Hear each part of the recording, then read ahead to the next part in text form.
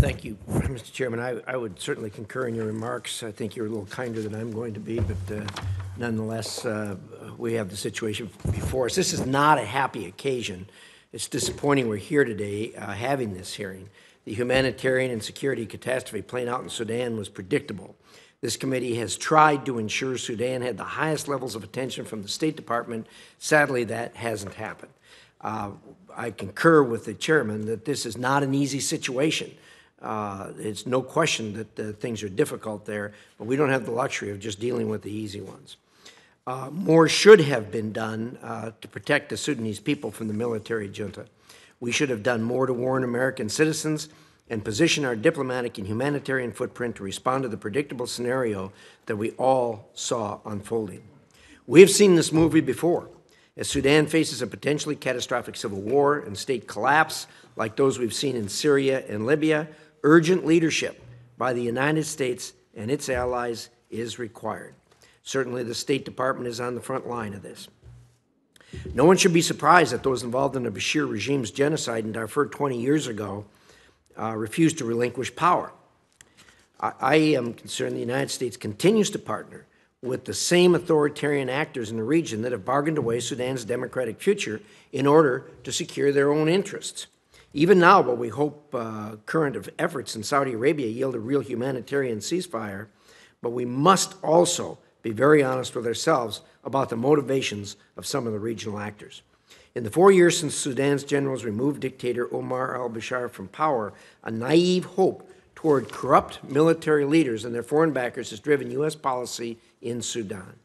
This approach has empowered Sudan's strong men while victimizing the Sudanese people and undermining the country's democratic future.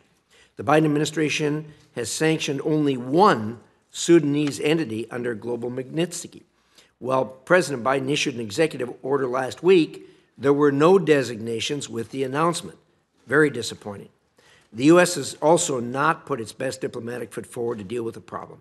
We did not name an ambassador to Sudan for more than 2 years after normalizing relations during a critical time in Sudan's transition. The U.S. Embassy in Khartoum has also faced persistent understaffing and leadership challenges. Congress has spoken in a bipartisan manner with an unmistakable voice on Sudan throughout the post-Bashir transition.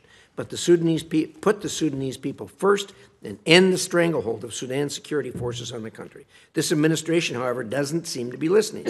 During our last Sudan hearing 15 months ago, I called for the administration to articulate a clear vision for what it wants in Sudan. I'm still waiting. The administration must change not only the architecture, but also the architects of this policy. We need a policy that empowers the Sudanese people, weakens these generals, shuts off the foreign meddling and finance that empowers them, and leads a coalition of partners committed to putting Sudan's democratic future first. We must end this cycle of doing the same thing and expecting a different outcome. I look forward to hearing from our witnesses today, just as the chairman indicated, about how the administration plans to meet immediate needs in Sudan and make an urgent course correction in its Sudan policy. Before I close, I'd be remiss, and I want to express my deep disappointment for your failure to respond to mine and many of my colleagues' questions for the record in a timely manner. You last testified before this committee on January 26th.